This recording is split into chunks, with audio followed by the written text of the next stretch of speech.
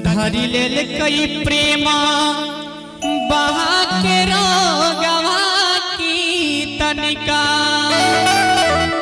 भाव में तो संभाल दाना हो। ए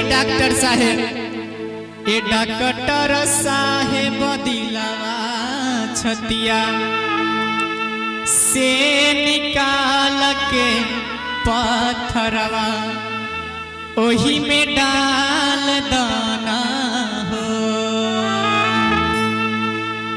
धरी लेल कई प्रेम बाके रोगवा की तनिका संभाल दाना हो। धरी लेल कई प्रेम बाके रोगवा की तनिका डॉक्टर साहेब दिलवा छतिया से निकाल के पत्थरवा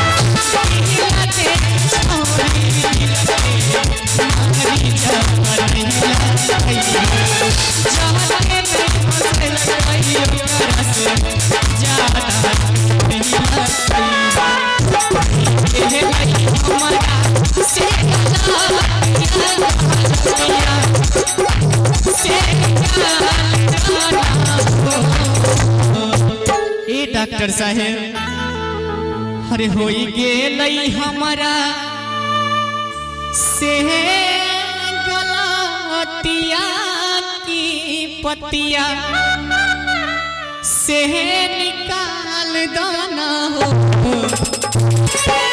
ए डॉक्टर साहेब दिलवा छतिया से निकाल के पत्थरवा